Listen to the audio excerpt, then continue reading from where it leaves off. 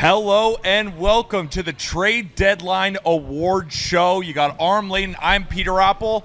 This is a pretty cool moment. Yes. We are at BetMGM at the Banks in Cincinnati, right near Great American Ballpark, doing our first ever live podcast. We got an audience right here. A lot of Reds fans. We even got a Guardians jersey out there. Yeah. This is going to be an absolute blast. We have biggest winners and losers from this trade deadline, and we have 10 awards. They're superlative, and no, they don't mean that much. I made them all up, but they're going to be kind of funny, and I think that they are going to provide some additional context to the trade deadline. What's going on? Well, you didn't get your opportunity to share your thoughts, so what better way than your superlative awards that you created yourself? Also, when are we going to announce our commitment here? We're committing to one of the...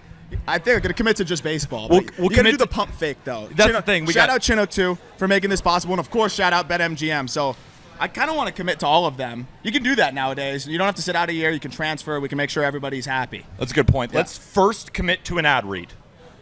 We are presented to you by BetMGM, the king of sportsbooks. Remember, folks, use code JustBaseball when you are downloading BetMGM for the first bet offer up to $1,500 back in bonus bets. So when you place a wager after using code JustBaseball and it loses, you'll get it all back in bonus bets up to $1,500. If it wins, congratulations. You want to bet? I'm struggling with those these days. Arm, we got biggest winners and biggest losers. We have some lopsided trades, even trades, weird trades. We got it all. And we'll start with the biggest winners. Okay. We have gold, silver, and bronze. In honor of the Olympics? In honor of the Olympics. Look at you. Actually, to be completely honest with you, I didn't think once about the Olympics. I just wanted to add in more winners and losers, because when you only have one winner at the trade deadline, all 29 other fan bases get really mad. So now only 27 other fan bases are going to be pissed. It's good damage control. It's good damage control. I like that. But also, this is an opportunity, I think, to touch on maybe some of the deals that, are kind of going to get lost in the shuffle. Yeah. That was the one award I was like, I wanted to even swap award too. But this is a really cool moment. Again, I want to thank BetMGM, thank everybody for coming out here. And hopefully this will be something that we can start doing a little bit more often. Absolutely. But this has been really cool. Third stop. Looking forward to the next two. Yeah, we got Cincinnati today, obviously, as we're here. And then next is Chicago, Wrigley, if the weather holds up. And then finally PNC, which I know you and I are both very excited for, because you haven't been, I haven't been, and it is apparently one of the nicest stadiums, everybody says. Yeah, Pirates fans, if it's not as nice as you guys are saying, we'll let you know. We will let you know. But let's let you know about the biggest winners from this trade deadline. We're going to start with the bronze medal. Okay. Start with the bronze, and we're going to work our way up. For me personally, I had the Los Angeles Dodgers coming in at number 3 on the winners list. When I'm thinking about a winner, did you get everything done that I wanted you to get done? They needed a starting pitcher. Who did they get? Jack freaking Flaherty. We're going to talk about him potentially being the best player traded at this entire deadline. You needed some middle infield help. You needed some just general utility help. What do? You go get Amed Rosario, and you go get Tommy Edman. And then on top of it, not a bad idea to add a Michael Kopech, because with all due respect to the White Sox, there's been a lot of disrespect to the White Sox during this deadline, deservedly so or not. It was Maybe deserved. the Dodgers can unlock a Michael Kopech without really giving up a lot of their big-time prospects. They're not the big winner, but I think bronze is a decent medal. I honestly think, and we'll get to the silver and gold, if those teams didn't do what they did, I think you could make the case that the Dodgers deserve a little bit more praise, because they, like you said, didn't give up anybody. Like Jose DePaula, still there. Zaire Hope, still there. And then we're not even getting Dalton Rushing. We thought he would definitely be gone. He's still there. So, yeah, they trade Tyron Lorenzo, who's one of the better prospects moved at the deadline, but a guy that has really slowed down in the second half. And to be able to get a Tommy Edman, which is everything they need, and it's not just this year. Like, if the wrist doesn't hold up, worst case scenario, because he's still trying to work back, like, they have him for next year and the year after that. So you have a guy that can help you next year at shortstop, so you don't have to have Mookie there, or center field. 2 spots that they've, weirdly, for such a good team, have kind of struggled to fill. Tommy Edman can be that plan for either spot. And to only have to really give up a couple prospects and nothing of major significance. And, I mean, you tell me, is there a better arm moved at this deadline than Jack Flaherty in terms of what you're getting this year? I know control, other things there, but for what you're getting this year, was there a better pitching prospect move than Jack Flaherty? Or pitcher move than Jack Flaherty? I want to answer that question, but we got a sneak preview of another award that we're going to get to, so I will hold that answer for now, but let's get to our silver medal. The Miami Marlins. The Miami Marlins come in, and they did exactly what they kind of told us they were going to do. They were very open. We are going to sell. And what did they do? Sell. Now, a lot of other teams, I can think of a handful right off the top of my head, they said they were going to sell, and how good of a job did they really do? Got to give a lot of credit to Peter Bendix. Yeah. We could go through all the players that they sold, but I think a lot of us understand that they kind of sold their entire team. But it's one thing to sell, and then it's another thing to get a lot of value in a lot of those deals. A lot of these deals were Miami Marlins deals, so they come in with the silver. What do you think? I mean, I love it. Obviously, I'm going to have a little bit of bias here, although I feel like I've been almost the opposite with the Marlins. I'm probably too jaded with them, but this is the first time in a while I've been excited about something that they're doing because it wasn't just – I mean, you knew they were going to trade guys, but the last couple of years when they do – the returns were always a little bit underwhelming. They weren't very analytically driven with the players that they were targeting. It was, in the Jeter era, it was like, athletes up the middle. Yeah, one of them's now playing football for Nebraska this year, or Arkansas, I don't even know. So it is a really good situation where you can now kind of see the vision of Peter Bendix where they are attacking just the best prospects that they can get. Bendix said, I want to go attack lower level, high upside guys. But then he pivoted because they were getting the opportunity to add upper minors guys. If the Yankees offer you Agustin Ramirez, you don't pass on that. So even if you wanted lower level guys, you got a guy now that could be your catcher next year, right on opening day. And even if he's somehow backs up at catcher and isn't good there, he's still one of their best bats at the upper levels. Of course, the Yankees don't feel that nearly as much, but I think that's something that is impressive with Bendix is he pivots and says, you know what? I don't need to sell out for lower level guys. I'm just going to try to get the best players I can.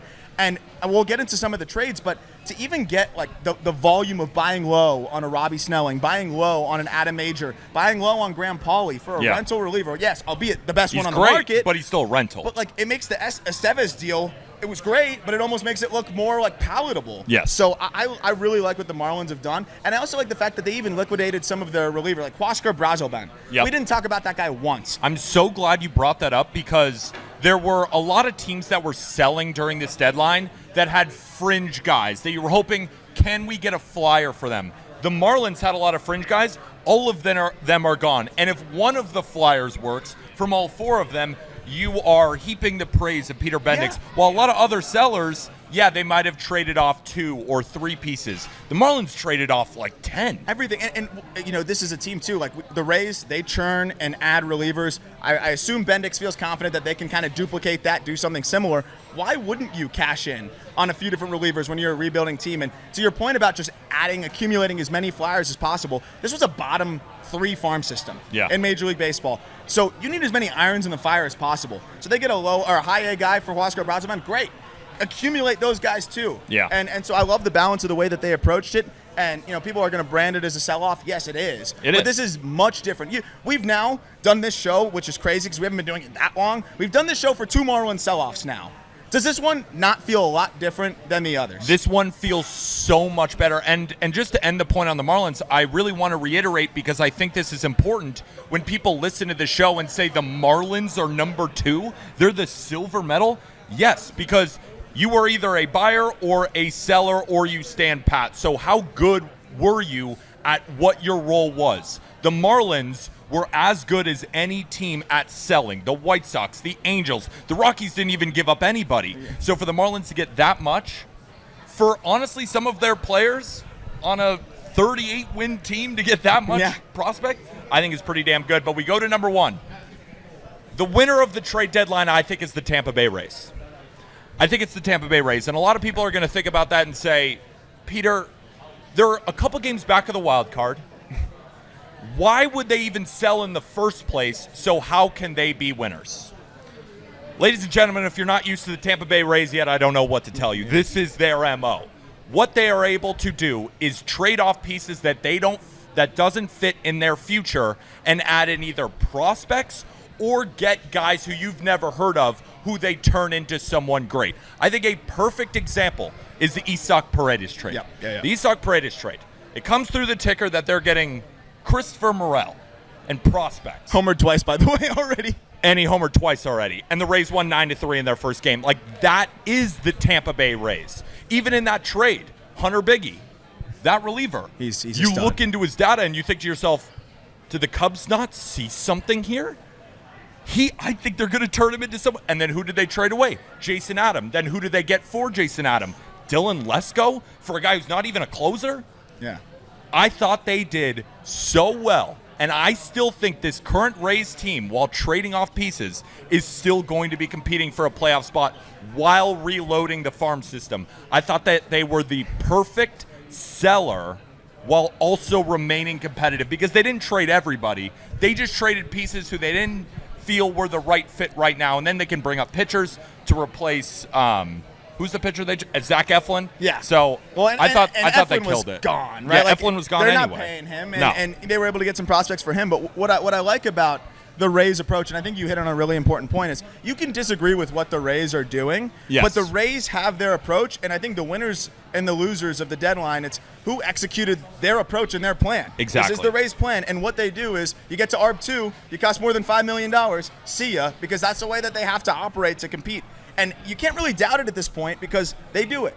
They continue to do it. I wish a multi-billion investor would come in and change that so that they could do a little bit of both. It's just not going to happen, at least for now, until they get the new stadium and all that stuff. But it's not like they're just trading to trade. Yandy Diaz is still there. Yeah. They didn't feel like there was a package that was good enough, maybe with the restricted list situation and teams were a little bit hesitant. Okay, hold on to him. So they still hold on to him. He's going to help them maybe push this year, and maybe they can cash in the offseason, or maybe they'll start next year with him. But what I liked is the Randy Arozarena return, I thought was one of the more underrated because they get an Aiden Smith who's a 70 defender in center, is already flashing above average power, and is an elite runner and base stealer. They get a pitcher that I think fits everything that they like on the mound, and it's funky release. It's all that good stuff that typically they like to pursue. So I think just getting the returns that typically they like to target, and then Biggie, it's going to be that Jason Adams churn and burn, right? So people are always like, oh, well, what are they going to do with that guy?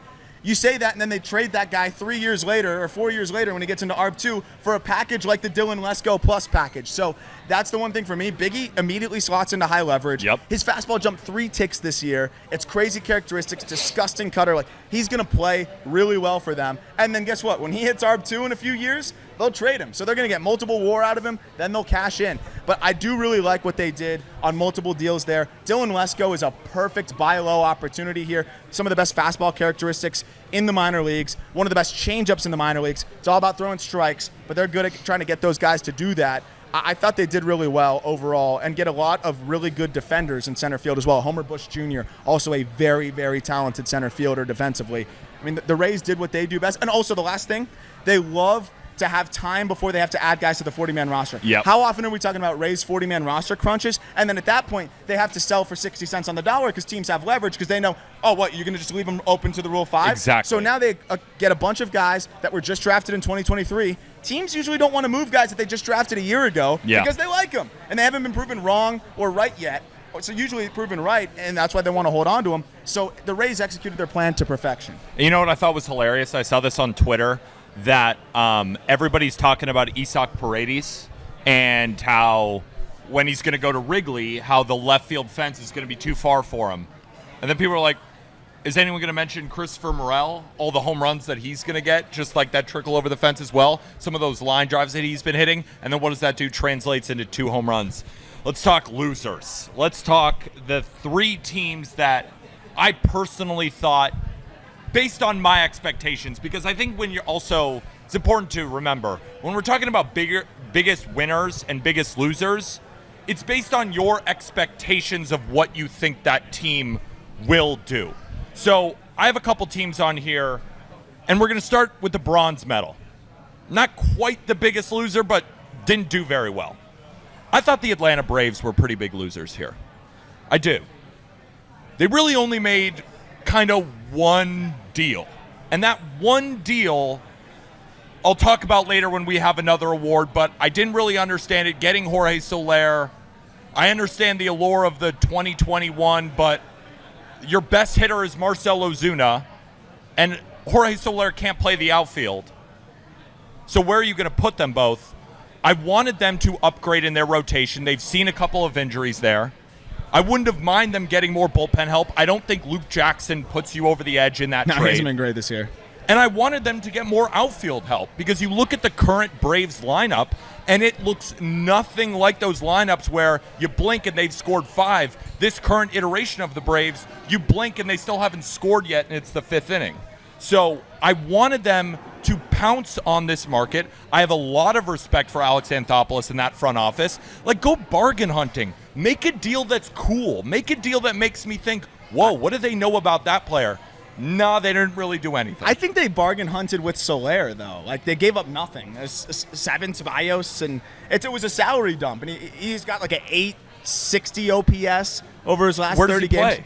That's the problem. I don't know. But they want offense. So they're just going to compromise the defense, let him roll, and have him suck in corner outfield. I don't think that's a good plan, though, if you just compromise the defense to, like... You gave up nothing, though.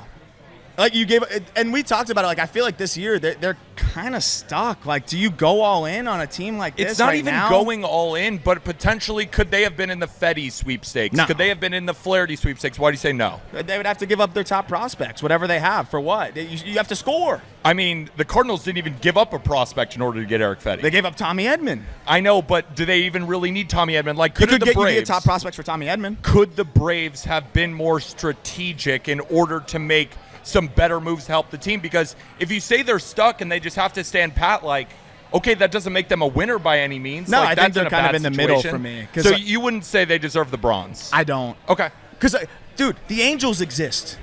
Yeah, but the Angels at least got good value for Carlos Estevez. They got 4 prospects for Luis Garcia. They at least got some back. It wasn't a perfect deadline. They are definitely not a winner here. But at least is still on the team. I agree with you. Taylor Ward. They did not do well, but I am saying that they did get value for some of their, like, that Estevez deal was objectively good for them. Yeah. I think the Luis Garcia move was objectively good for them. Who knows if any of those guys end up being anything, but 4 prospects for one guy? Klassen was great. For a 37-year-old reliever? Getting Klassen. I know that you love that one. Yeah, I think that's hilarious. Klassen was a great get. Aldegari was a great get. I think for the Braves, like, because of what we talked about, I think it was me and Jack a few episodes ago where I was like, I don't think I'm pushing the chips forward on this club. Like, Matt Olson can't hit right now. Austin Riley's having a down year. Acuna's out. The pitching staff's just been fine, but, like, now Reynaldo Lopez is hurt. Like, are you going to give up whatever you have left of your system to add Jack Flaherty, and then what? What are you going to do? Maybe more than that. I don't know, but the thing is, I guess we're used to the Braves being the, like, tone setters or one of the best. They're not the Dodgers, but they're always one of the favorites, and you're usually going to make some sort of clever ad, like you said, and they didn't really do that. But I think taking a shot on Soler and saying, we'll see how it goes, like, they wanted to bring in some familiar faces. I don't think it's crazy. But I think I had higher expectations for them, and that's, again, where this exercise comes in from. It's expectations. I expected the Braves to be strategic, maybe bargain hunting for a reliever that I'd never heard of, and he ends up having really good characteristics, or just something that I say, Alex Anthopoulos, oh, you're here, right? This is a deadline. Like, you're working right now. You're going to say that when Soler has a 1,400 OPS the rest of the way. He probably will. He's going to do some crazy shit like that. But I will say, my bronze will be Angels just because I'm shocked that Rengifo. Like, how many teams wanted Rengifo? I don't know. It sounded like assume, a lot. I know a handful for sure that very much were interested. Like, why? And we got the report, too, that as many as 9 teams were interested in Reed Detmers, and they didn't end up trading him. Sneaky just baseball scoop there. Exactly. Like, how, if you're getting that many offers for a guy you sent down to AAA, you couldn't get enough value for him? But they're close, dude. Once Christian Moore gets up there, they're good. So, yeah, I mean, I'm cool with that bronze. My bronze will just be the Angels because I want to shit on them every single opportunity I get. And with all due respect, like, I'm down to continue to shit on the Angels. Like, you know, it's no skin off my Rockies back. Too. So Rockies we can put them too. there. Rockies too. So you have Rockies at number 2 at silver. No, I almost want a co-bronze of the Rockies and the Angels. That's fair. Because I can't separate those two. They're both equally embarrassing. They just really didn't do enough. My silver medal, and it's another team that you can make the argument we're stuck like the Braves were. Minnesota Twins. You traded for Trevor Richards. Win. That's it. You're watching the Guardians make moves. You're watching the Royals make moves. You're watching every other American League contender make moves. And now I know the Bally Sports thing, I know that they don't have a ton of money right now. But again, you can be the GM in the corner getting that interesting reliever or getting that guy who you think can fill innings for the remaining of the year or a reliever or do something instead of just saying, we'll get Trevor Richards, who is coming off a couple of horrible performances for the Blue Jays. I'm not holding that against him. He's still a fine reliever. But again, he's not a super high leverage reliever either. So you kind of just added a righty to the pen and said, we're going to compete with what we have right now. And with a roster that is continually banged up, to not at least get depth behind that banged up roster didn't have to be crazy. You wouldn't have been in the losers bracket if you did. They didn't, and that's why, for me, they're a silver. I like that, because this is kind of, even though they've been, up and down overall, like, this is a Twins team that I believed in as much as any over the last few years. Absolutely. Royce Lewis being back too, Buxton all of a sudden swinging it better. But both those guys, right, like you said, always hurt. I would have liked to see them maybe trade from some of that glut of outfielders that they have, like for example, just one quick example, the Royals got Paul DeJong. Why couldn't the Twins have gotten Paul DeJong to slide in at a middle infield or third base? You got Correa, who's injured right now. You got Royce Lewis, who I love Shouldn't play Lewis, defense. But at the same time, he's always getting injured too. So why don't you get a veteran there and just stick him right there? He's another right-handed bat too that really hits lefties. You have so many left-handed bats, you can platoon how you want. Could have done that, did not. And your division rival did. That's and with Bobby Witt Jr. as the shortstop. I wonder if a couple of the trades just not going well for them, if the front office was a little bit paralyzed. But like that's on them then. I mean, that's going to hamper them for the rest of the deadline. Our guy Harrison covers the Twins, is clapping over there. I mean, it is what it is. But that I think it's a great point, because also, look, it's not the best farm system, but it's a good one, and they've got plenty of arms, and they've had a couple of guys really break out. They could have cashed in and made some moves there. And not even really trading from a ton of the upside. They have a bunch of outfield depth up there that teams would be interested in, and pitching depth that teams would be interested in. I'm with you. I thought they could have done better. Still really good, and that team could still. I think they were looking at the squad and saying, hey, if we're healthy, that's our biggest acquisition is health. But I always kind of hate that cop-out answer, and I think they could have given themselves a better shot with everybody on their heels. Yeah, when the Guardians are finally buying, maybe you should buy. Multiple players. They didn't just get one guy, and we're going to talk about their moves a little bit later. But let's get to our biggest loser of the deadline, the Houston Astros. I mean, what are we doing? What are we doing? I mean, what are we doing? Dana Brown. Maybe it's Jeff Bagwell back there. I don't know. But I think we can transition the biggest loser into our first award, which is the What Were They Thinking Award, which is awarded to the most lopsided trade at the deadline, which was Yusei Kikuchi for right-handed pitching prospect Jake Bloss, who was 23 years old and skipped AAA, if I'm not mistaken, because he was tearing up AA. And yeah, he has a 6 ERA and 11 innings in the bigs. I don't care. He's 23. Give him a second. Then you got Joey Loporfido. Same thing. Rushed to the majors. You know why? Because he was raking in the minor leagues. I think he's going to be a starter for the Blue Jays. Yeah. So I think they got a 4-starter in their rotation. I think they got a outfielder or a first baseman, and then you got another warm body. Yeah. And that was enough to tip it over, and it just happened to be Billy Wagner's son. Yeah, that's the funniest part. Billy Wagner's son. Maybe they I couldn't believe that. Maybe they ran it by Billy and were like, hey, he's going to have a better opportunity to play there. Maybe. If you look at his numbers, he kind of rakes. I'm looking at all the numbers. He looks like Spencer Horwitz. They all rake. Yeah, they all rake. Horwitz 2.0, which I'm sure they were thrilled to get. And that's the throw-in. Loperfido is a guy that was getting significant playing time for them because of the fact that he's plus raw power. He's elite run times he's turning in. He can play center field. He can play first. He can play corner outfield. Even in an emergency, he can play second base. And I mean, a lot of these guys are getting older. Like, he's your contingency plan at several different spots. It's 6 years of Loperfido. And then people are going to say, oh, well, Jake Bloss had a 6 ERA. Yusei Kikuchi has a 7.75 ERA over his last 8 starts. And you're getting him for 3 months. So if he has 3 bad starts, he's halfway done with you. Is Jake Bloss better than Yusei Kikuchi right now? Just over right the now. last month? Like, it's very possible. And I made a TikTok about this, and I said I would somewhat start to understand if Yusei Kikuchi had like a 1.05 ERA in the last month, and he just looked unbelievable, and you're trying to attach yourself to one of the hottest pitchers in baseball. Okay, still think you overpaid, but okay. Yeah. Nope, 6.59 ERA in July. Well, if it was so Flaherty, he's like, this is his worst month Yeah. You got him after his worst month.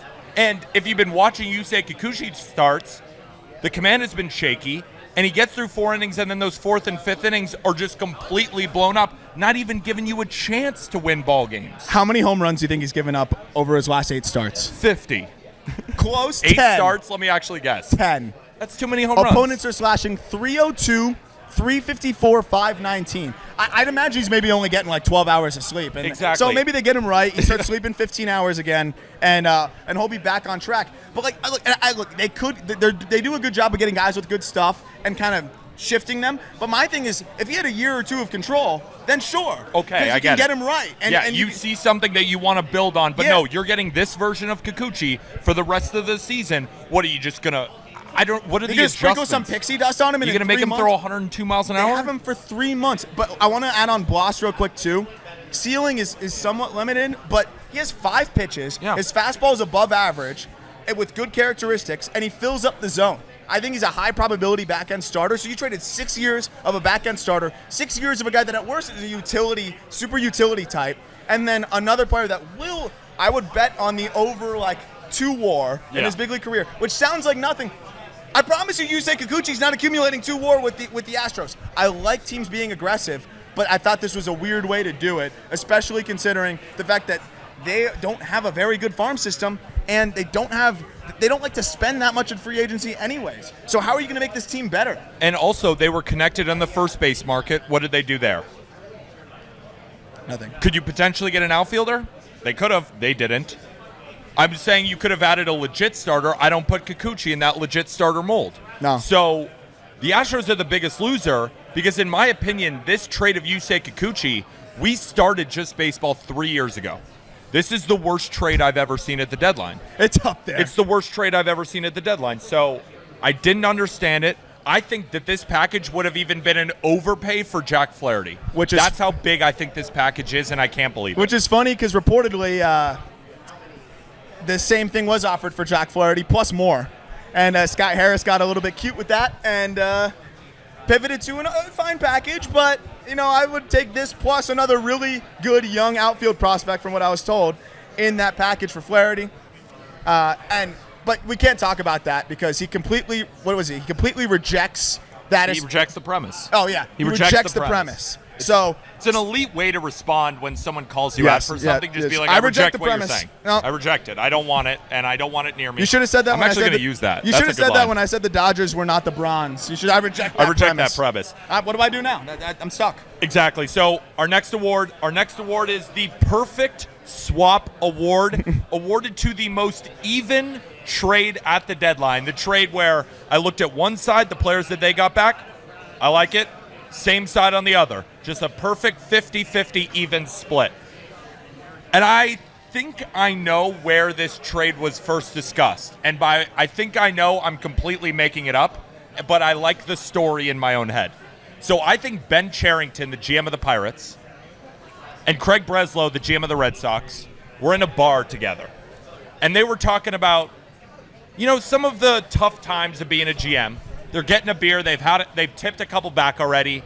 And Breslow says, who's a prospect that just hasn't really done what you thought they were going to do? And he goes, Quinn Priester.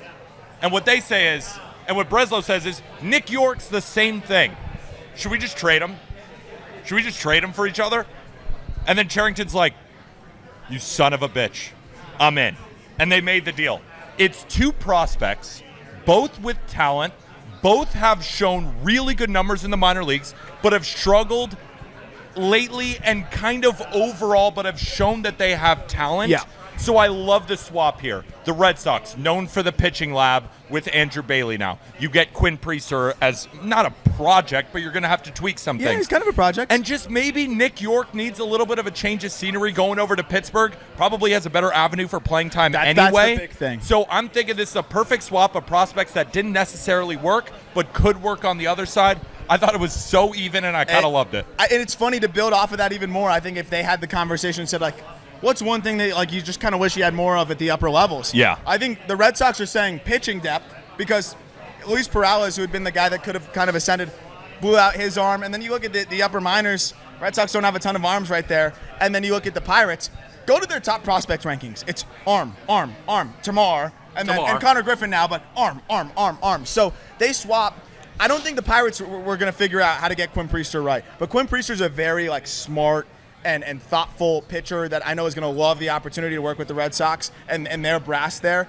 They've done a great job with the sinker guys, as we've talked about. And York has been hot over the last few weeks since he's got to AAA. So, the Red Sox may not be totally sold on it. They're cashing in. They feel like Vaughn Grissom's coming back. They probably like him a little bit better. Yep. Remember, Trevor Story is going to be back next year, or maybe even at the very end of this year. It's not even speaking about, on the current roster, David Hamilton or Rafaela. Is he going to be in the outfield? Because you got a ton of outfield prospects, too. So you're going to have to move to the infield. Nick York just didn't have a spot. And Priester can help them now a little bit. If he's a mid-fours guy for them the rest of the way. They need that pitching depth in general, and then you can build from there and get them right. I thought that was a really fun, even swap. I was trying to see if I could think of one more, but I honestly think that was as even as they come. Because, Kevin Kiermaier for Ryan Yarbrough. Yeah, that was just hilarious. That's Kiermaier, we want to do right by you. You're a great guy. You're retiring. Let's try to get you a ring. I know Jeff Conine told me a similar story when he was with the Reds. I think it was the Reds. Whatever the second to last team he was with, they're like, hey, we're not going anywhere. You want to get traded to a contender? He's like, yeah, sure. They sent him to the Mets. and he's like, yeah, I want an opportunity to play in the postseason down the stretch. That was 2007. The Mets had the biggest collapse in MLB history after Jeff Conine got there. And he had to just watch that unfold. So not ideal. Hopefully that doesn't happen for Kiermaier. Don't think it will. But I think that was one that was a pretty even swap. At least Dodger fans now know who to blame if that were to happen. Yes. They'll be like, well, we got Kiermaier. What do you expect? No, but we'll see what happens there. So the next award is the Scratch Your Head Award, which is for the weirdest trade at the deadline. And we kind of already talked about it, and maybe you don't think it's as weird as I do. I think it's so weird. And you could say it's still a fine trade. I think it's weird that the Atlanta Braves traded for Jorge Soler. Because I truly think, yes, all right, if you're trying to add offense anywhere you can, there were plenty of other players on the market that you could have traded for. The Angels with Luis Rengifo. Could you have made that deal? Cost your prospects. But I don't think it's going to be that much. So I'm looking at this Jorge Soler deal, and I'm saying, was this really just to make fans reminisce about the year 2021 when you guys won the World Series? Because your best hitter, the guy who's been the most consistent, the guy with an OPS over 950, is Marcell Ozuna. What is Marcell Ozuna known for? Hitting jacks. What's he not known for? Defense. What is Jorge Soler? Oh, yeah, well, that's for another time. You got me lost on my train of thought here. Sorry.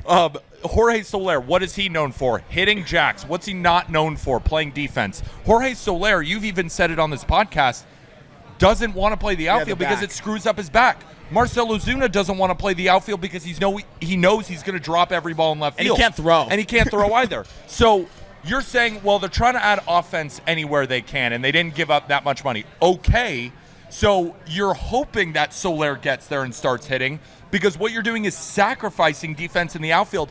Ask Phillies fans how they feel when they moved Kyle Schwarber back in from left field. That probably just helps their anxiety. They don't have to look at a number, just helps them sleep at night. But then also, you see the Phillies just generally playing better because they're upgrading defense in the outfield. And the Braves, who then pride themselves on routinely putting out good defensive teams, are now saying, screw it. We're going to pay Jorge Soler, maybe not all of the deal, but you're going to pay him money. Yeah. There's only one DH. I get they didn't give up much for it, and maybe it's a fine trade, but that doesn't not make it weird. And I think it's the weirdest trade at the deadline. I think it's very weird beyond this year. Yeah. Because, again, this year it's okay, we're just going to see whatever happens, see if he sparks us. But what do they do next year? It's a 3-year deal for Jorge Soler. And we keep saying Sparks. Who's playing left? We keep saying they're Offensive both going to just hit in the... But, is he going to play? Where does he play? Yeah, he's playing left. Good luck. Right. Yeah, right. Good luck. I know, it's going to be ugly. Rosario, him, and Kalnick in center until Harris comes back. And then when Harris comes back, I guess Rosario goes to the bench. It's definitely weird. I'm with you on that. Yeah, it makes more sense to me for this trade year. at the deadline, but it's weird as shit. I'm trying to think, too. Of course, Fangraphs just froze my computer. Of course. When is Ozuna up? Do you know? When is... Because is he the contingency plan to a Marcell Ozuna in the DH role? There's no way. I mean... Marcell Ozuna contract, I'm looking it up right here. Because if he is the contingency plan, So Marcell Ozuna does have a club option in 2025. Then he is an unrestricted free agent in 2026. But you're not declining $16 million. Oh no, you're paying that happily after he puts up a 970 Also, by OPS. the way, that ball he hit when we were in Milwaukee. Oh my! It hit the facing of the glass in left field. I don't know whatever the EV, that Peter Vision, that one. Yeah, that one. Whatever the EV was is a lie. That was 123. It was. Yeah, they said it went, I think, 419 feet. Wow. When I think it hit something that was 419 foot away, 90 foot No, I above. think it bounced back and then landed 419 feet away. Statcast and I have a major issue. They have no idea what they're doing. I think it's made up. I'm going to ask them if they're cool with me just putting in all the numbers based on vibes. I think they already do that. That's what the Marlins used to do with their attendance, so it's not much different. Do you have any other just like weird trades that you remember? I thought that was the first one that came to my head. Honestly, like Dylan Carlson going to the Rays was pretty random. Pretty random. It fits, but like I didn't realize how bad he has been this year. He has not been good. 550 OPS. Better than 500. That is better than 5. And that's halfway to 1,000. That's halfway to 1,000. So think about it that way. That one was really weird. And he's a switch hitter, so you got to add the OPSs together on both sides to make one OPS. And that combines I don't to think 1,000. that's how that works. Nothing else was like that weird to me overall. I mean, honestly, the Red Sox trade for Luis Garcia. We're going to talk about that in a future award, and actually we're getting to it right now. The Stole Your Lunch Money Award, which is a sneaky fleece. Not the biggest fleece, not the most lopsided trade like Yusei Kikuchi, but some under-the-radar moves where I thought to myself, well, that team did way better than that team. It might not matter much in the long run, but still, I think they killed it. I'm going to go back to this trade. Colby and I are in the car. Colby is behind the camera right now, and he's a Red Sox fan. By the way, set this all up wonderfully. No IT experience. No IT experience. But you Shout out wouldn't know Colby it. Olson. Set You'd up only the know it camera. by the sweat while he was doing it. You don't want to see what's going on in that chair underneath, but that's for another time. All right, so I'm in the car with Colby, who's a Red Sox fan, and I just said, Colby, Luis Garcia, the 37-year-old reliever with a 3.7 ERA, who's not striking out one per inning, just got traded to you guys for 4 prospects. And we joke around saying, oh, they got to be the worst prospects in the system. 4 of them, they have to be terrible. And I tested Colby. I was like, do you know their names? Because if he knows their names, they're good enough to be relevant. So we're going through them. Nico Cavadas, he knows who that is. He owns his baseball cards, but that's more of an indictment on Colby. I watched him buy one for $5 at the National last year. And immediately went down in value as soon as he took it. It's like a car. Like you buy a car and immediately you're down money. Pitchers, Jefferson Vargas. I don't even know who that is. And Ryan Zephyr-John. Now, not bad. I'm not going to sit here and... Matthew Lugo. I thought I mentioned him. Matthew Lugo as well. So those are 4 prospects. He's a baseball player. I'm not going to sit here. I've said this many times on the Just Baseball show. I'm not a prospect guy. We know this. That's fine. You know, I'm good at other things, not great at some things. Prospects, I don't know. I don't really know those guys that well. I've heard of Nico Cavadas, but the fact is they got 4 of them for a 37-year-old reliever with a 3.7. Not a high leverage guy. Not even your 8th inning guy who's getting holds. I'm a holds appreciator. You guys know that? I'm a holds appreciator. He's not doing that either. So I thought it was a sneaky fleece. So that's what's coming up for me. I also have a second one, which you don't think is a fleece. I mean, I'm a Dylan Carlson believer. I'll say it. I just am. Oh, I still think, if people are booing me in the crowd, I still think there's something in there. I'm not giving up on a guy. There is something in there. Technically, he is a baseball player. He's not hollowed. He's not hollowed. Thank you. Thank you for the color contact. I think if he was going to go anywhere, either go to the Dodgers or go to the Rays. And he went to the Rays. Still switch hitting, good defensively in the outfield. And now I know you look at the numbers don't say he's that good defensively. But I know that when he's playing well, I don't think you just lose all of your defensive instincts at 26. So I think he just needs some run. Will he get it with the Rays? I don't know. But the reason it's a fleece is because they traded Sean Armstrong for him, the 33-year-old reliever with a mid-5s ERA. And the Rays are trading away a reliever. What do you think they think about him? Yeah. Like, they're the guys to go get that 5.5 ERA reliever and turn him into a 3. No, they traded away a guy they couldn't fix. So for Dylan Carlson with upside. I think it was sneaky fleece. I think it was a little bit of a salary dump because they're just like, we don't even want to pay him ARB2. Yeah, I get it. But if the Rays are willing to take on ARB2, so clearly they like something. I actually think that the big one to your point is the Angels swap here. Yeah. Because Matthew Lugo, I'm looking at the data right now. It's like not bad. Like he's got above average exit velocities. He popped a 111 pull side, 430-foot homer. Like if he's a platoon guy at the big league level, win. Go Angels. I was just going to quickly interrupt you because, people listening at home and, even the people in the audience right now, they're probably wondering, Arm comes up with these numbers. What does his laptop look like where he can just pull this data? I wish you guys could see his laptop right now. It's so many little dots on a screen with like 7,000 different charts and numbers, and he's just pulling shit out of his ass. I just choose to believe him. You could just be making shit up, but I believe you. No number I've ever said on here is real. Yeah, exactly. They're all just made-up numbers, like Jack and ex-Woba. Oh, God. Don't get me started. So did you think there was any other fleeces, or should we move on to our next award? Honestly, so the other one that was kind of interesting, also even swap low-key, was Jesse Winker for Tyler Stewart. Kind of a guy that took a step forward with the Mets, pitching-wise. They cash in. Winker, nobody wanted him. Like, we were talking about, like, when you are down to your last strike, you go to the Nationals or the A's for, like, a one-year deal and see what can happen. Look at Joey Gallo. That's it. He just struck out. Yeah. Like, 3 true outcomes. Like, that's the final outcome for him. But that was mean. That was I'm that sorry. was kind of a bar, but it was kind of mean. Yeah, I don't know. I'm looking across the board. Like, I don't see anything else that really stands out. I honestly think the White Sox got fleeced a little bit still. Yeah, they did. But we're going to talk about that one. So save that, and we'll move to the Future Award, which was the best minor league prospect traded at this deadline. And I'm not going to pretend to give you my answer. I'm going to throw it over to you. The best prospect traded at this deadline. So, if you told me before the year started that Robbie Snelling would be traded for a rental reliever, I would have imagined that rental reliever had 100 innings pitched with 0 runs allowed. It was like Mason Miller if his contract wasn't 5 years of control. Yes, and he didn't break his pinky. Yeah. But legit, that's what I would have been thinking. But Snelling's stuff has backed up this year. And he is a guy that's now kind of a fringe top 100 guy. We've talked about it. Like, I think he's going to build back, but you have to take the bird in hand here and be honest. Like, the value has dropped significantly. Agustin Ramirez, who I know you're familiar with.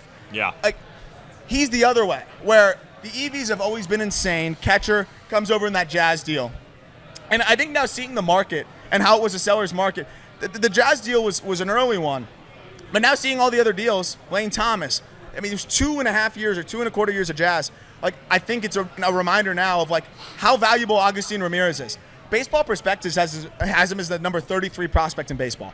I don't think he's that high, but, like, they do a good job, and I really respect their work. Others have him as, like, a fringe top 100 guy. I'm kind of in the middle. I think in our update it'll be kind of like in the 80-90 range. It's a guy that produces plus exit velocities. It's probably like an average to fringe average catcher, but average contact rates, and he's hitting more home runs than he ever has. The trouble was elevating. Now he's elevating.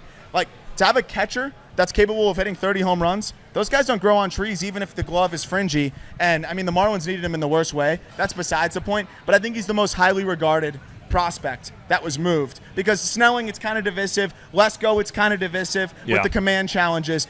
I don't think it's the divisive aspect of Agustin Ramirez is whether he's a fringe top 100 prospect or a top 50 prospect. So for me, I think he's the best guy that was moved. So let's move on to the Red Diamond Award, which is the best MLB player traded at this deadline. Yes, I did look up what's the rarest diamond. It's the Red Diamond. You're learning more on the Just Baseball show than Just Baseball. I didn't know that. I didn't know it either, but now I do know it. And there's actually a more rare mineral, and I wanted to call that the award, but I didn't know how to pronounce it, so I just went with the Red Diamond. So okay, I'm pulling that up right now. But and the Red Diamond kind of makes sense too because it's not the rarest mineral. Like Scuba wasn't traded, but Jack Flaherty was traded. Okay, yeah, I got no idea how to pronounce that either. What is that? Kyawthuite. It looks like a glass of bourbon too. All right, nobody gives a shit about diamonds. Let's talk about Jack Flaherty and Isak Paredes because I think that they were the best players traded at this deadline. I'm pretty disappointed that even a player like Kevin Gausman wasn't traded. You know, Tarek Skubal, I didn't think was going to be traded. I'm glad the Tigers kept him. Garrett Crochet wasn't traded. So if we're looking at the best 2 players traded at this deadline, Isak Paredes and Jack Flaherty. But I feel like we got to come up with the answer. So if you were a team that both needed offense and pitching exactly the same, who would you have rather acquired without putting the contract into it? You can't put the contract for the in rest of the year. Rest of this year. As a team, would you rather have Jack Flaherty as a starter or Isak Paredes at third? Me, personally, I'm going with Flaherty. I think with how dominant Flaherty has been this year, I think you got it. What is it, like 11 Ks per nine and 1 walk per nine? I think he's one of the best in Major League Baseball and walks by. Oh, geez, I can't strikeout even speak. minus walk rate. Thank you. You bailed me out there. I was having like a pausing moment there with my brain. But yeah, like strikeout minus walk, he's as good as anybody. And Paredes, he's not quite as fantastic as he was last year. Still really good. A great hitter. But if you're calling things equal here, and for the rest of this year, I think I'd rather have Flaherty because he's pitching like a frontline starter. Is he going to do that for the foreseeable future? Maybe not. I don't know. Maybe though. The rest of this year, I feel pretty good about it. And I mean, he's been absolutely dominant. Time throw when we were in Cleveland too, and it's been amazing to see what he's been able to do. I think obviously in terms of the value of a player with the contract and everything is Paredes, but in terms of the guy that I think can make the biggest impact, position player is always going to make more of an impact. But if all things are equal, every time they're on the field, I think Jack Flaherty's making the biggest impact. I agree. So the next award that we have is the I Had My Bags Packed award, which is given to the player that you were the most surprised was not traded. And I have my answer. I think you have a different answer. My answer is Tyler Anderson of the Los Angeles Angels. Angels should have been a Guardian coming out from the audience right there. Should have been on any team. And you're saying, well, Peter, couldn't you find another answer because he's not a free agent after the year? Exactly. You have Tyler Anderson, who's got a 2.9 ERA with control, and you couldn't find in a seller's market. Look at what the Marlins got for Trevor Rogers. They got Connor Norby and Kyle Stowers. Did you see what he did first game, by the way, though? Kyle Stowers, did he strike out like every single time? He went 0 for 4 with 4 Ks. All right, well. Welcome to Miami, baby. Welcome to Miami. In the 3-hole. In the 3-hole. But they won that game. They beat Taj Bradley. Of course they did because baseball doesn't make any sense. I think this was the perfect opportunity for the Angels to load up their system with a guy who could immediately help about 10 different contenders, and you would get more for him because he also has a year of control. I could see if he was a free agent after the year and you said, all right, we don't think that we're getting the value, or some teams looked at the underlying metrics and said, can he truly help us win a World Series this year? We don't want to give you a good prospect. Okay. But there wasn't one team out there who was intrigued by something. Of course there was. They saw him with the Dodgers put up a mid-2s ERA. This is a good left-handed pitcher who has been on a roll all year. I cannot believe the Angels didn't trade him. I just can't believe it. It makes no sense. And especially, like, once I saw that Trevor Rogers deal go through, or how about the Kikuchi deal as a rental, I would be calling every team in Major League Baseball and saying, you want Tyler Anderson? But that's just not how they operate. And we can talk about Taylor Ward and Rengifo, but I think that was even more surprising. The one that blows my mind, but it's also the Rockies, so who cares? Jacob Stallings. Yeah. Jacob Stallings has an 800 OPS. He's a free agent after this year. Maybe they're building around him. You think they want to bring him back? They're going to give him the QO. I think that's possible. Like, he's going to be a free agent. But that's the thing. It's like we're joking. Catchers. We're joking. That got a laugh from the audience. It's funny, right? But maybe. I mean, they're crazy over there. But what do they want him just for the second half of the season? Finish strong? See how he does? You know they're not paying him. You think I have an answer for you? I have no idea. They're losing Nobody here does. I don't think the Rockies have an answer. I understand McMahon. I still would. No, I don't understand McMahon. But you have 3 more months of Jacob Stallings, who somehow is playing well, and you also have Elias Diaz. So you have multiple catchers. But now they got to ride it out. That duo, you got to see them finish strong the rest of the year. The Rockies are hilarious. Let's go to I made this award based on a take that I have. Again, all of these awards are completely made up in my own brain, but I think they're kind of funny. This is the Biggest Bully Award, which is being awarded to the meanest GM at the deadline. I think, just like I said, Ben Cherington and Craig Breslow met at a bar and talked about the Quinn Priester deal, I think John Mozeliak and Andrew Friedman got on a text chain and said, you want to just bully Chris Getz? How did you not get a prospect for Eric Fedde? You gave up Tommy Pham. You gave up Kopech. And you didn't get a prospect. I get it. They got Vargas. Well, and they got Haral Perez. They didn't get a prospect. Yes.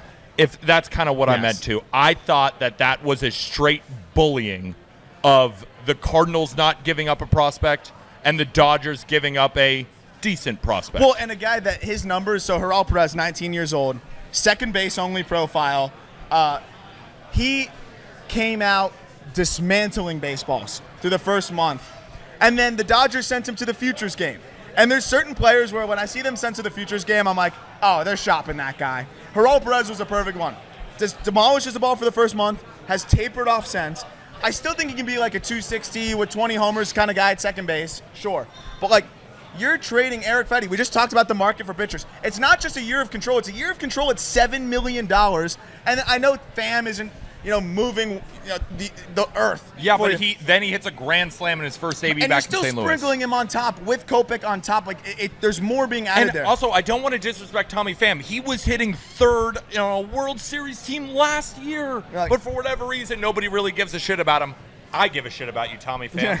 I give a shit about you. So I think it was a really solid move for every team but the Sellers. Yeah. And the fact that Edman, we talked about the role that he fills for them. Like, both those teams get better, and somehow the White Sox, Haral Perez doesn't move me. And then the third piece that they got is a guy that spent most of the beginning of the year at the complex and then played a little bit in low A, struggled. Third baseman that's contact first and is out for the rest of the season.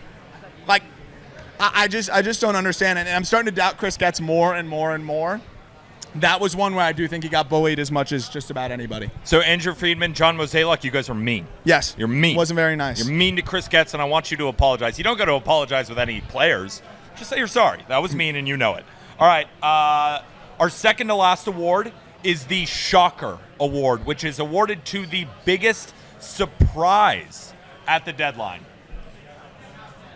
I want everybody to go on Twitter or go on social media, wherever, and I want you to look up White Sox booth reacts to Eloy Jimenez being traded. They were absolutely overjoyed. And the reason they were overjoyed and shocked is because they didn't think anybody would want him. The Orioles, for whatever reason, did, and they even gave up Seth Johnson. No, it's not Seth in that one. That was a different wasn't deal. Seth Johnson? Trey Mageau. Trey Mageau, my bad. I don't know anything about him, but so he's a many person. trades. But the fact is they got a warm body. So, and then on top of it, that trade in itself, I thought was pretty shocking. I know White Sox fans are shocked that they were able to move him, but I think the fact that he was traded at all is also shocking. And then the Orioles, why do you want Eloy Jimenez? Like, you have a logjam. You already have a DH. You have like 2 DHs. That was just a shocker trade. That was weird. That was a really weird one. And they're like taking on some of the money and like. Yeah. And he's just there. So what do you like? If it doesn't work, you're gonna just cut him. He's a clogger. He can't play defense. Yeah. The only thing that makes sense to me is okay. You wanted the guy that can hit lefties because they traded Hayes. Yeah. And the one thing that Eloy still kind of does is hit lefties. Sort of. But like. Could have gotten anybody else. Paul DeYoung hits lefties. Tommy Pham hits lefties. I agree. And Trey Mageau is not terrible. Is not bad. Lefty reliever might be all right. He's been getting outs in AAA.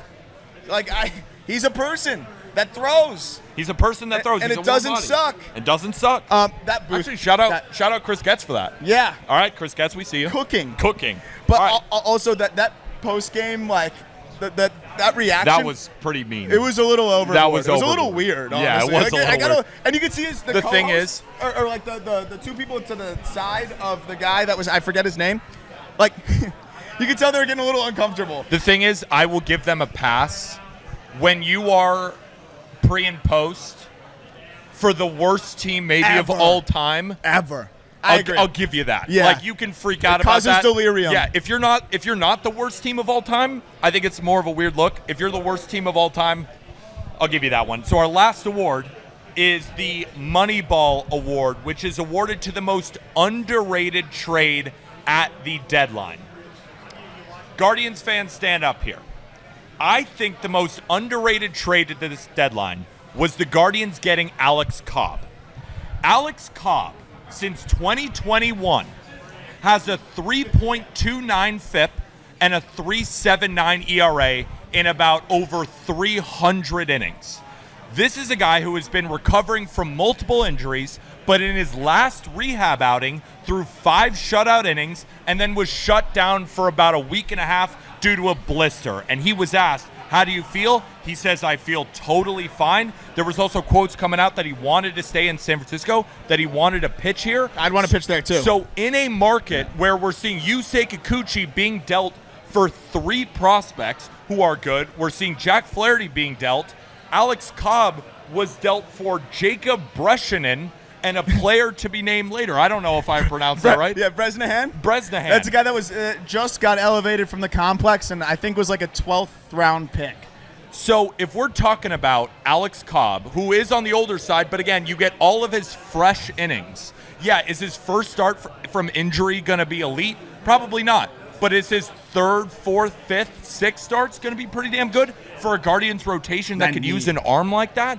And he's also a guy that I love in Cleveland behind that defense, ground ball guy. He was an all-star last year. Threw no hitter. I think that they almost gave up basically nothing to get a fresh arm who has potential to be a mid-3s guy. I should say almost threw a no-hitter. Almost threw a 131 pitches. Yeah. Against the Reds. But, like, I agree.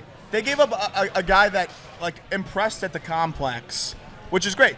The fastball, I think, is, like, 91 to 93, some decent characteristics. The Guardians spawned those guys. I mean, that's... And he turned him into a guy that's could legitimately help you big time. We just talk about, like, the back end of that rotation is more Brewers-esque than, people probably want to believe. Gavin Williams is elevating now. That's great. But, like, they needed a third guy that if Alex Cobb is 75% of what he was last year, that's great. Like, they're in a really good spot. So I like that one a lot. I'll go on the prospect side for me because I just thought like a really sneaky addition. And it's also kind of an apology, like a final aspect of my apology to the Blue Jays for the IKF slander. IKF was a good signing. I never thought I'd say it. But they now cash in, and they go get Charles McAdoo from the Pirates, who I think has been one of the most impressive breakout prospects in the minor leagues this year. He was also a later round pick. I believe may have been. I think 13th round is what I saw. 12th or 13th round. He has been awesome. Yeah. And like, I get it. I like it for the Pirates because, like, look, it's found money, and IKF's going to fill a role for them next year too. And he's been great. But I wouldn't have wanted to move McAdoo, to be honest. I would have tried to move somebody else. This guy crushes baseballs. He is. I think he had a 164 WRC plus in high A, and then a 134 or 130 something. And since he got brought up to Double A, the EVs are really impressive. Like plus EVs, good contact rates. And the Jays just need to replenish that farm and just need some bats in the fold there. I really like that addition. Cashing in on a guy that nobody really wanted. And again, guys talking idiots like me were bashing it. They just turned that into a really solid up-and-coming prospect that I've been really impressed with this year. So I did really like that acquisition for the Jays, who I got to say, like, they don't deserve an award or anything like that, but the Jays front office has been brutal over recent years and made some crazy bad decisions. They make that great trade for Kikuchi, or trading Kikuchi away. I like the Jonathan Clase get for them, for a reliever, for Jimmy Garcia. And then I thought they did a good job getting McAdoo too. Like, they did a pretty decent job of kind of refreshing that farm, which they have not done in a long time. Very true. So that will do it for our trade deadline award show. Again, thank you everybody in the audience for coming out. We really appreciate this. This is our first live show ever. Yes. We hope to do a ton. Appreciate everybody coming out. We're going to go hit the Reds game after with everybody here. Again, guys, thank you so much for listening. For everybody on audio, remember to rate and review 5 stars, subscribe on YouTube, and of course, we'll be back tomorrow. And with that, thank you, everybody.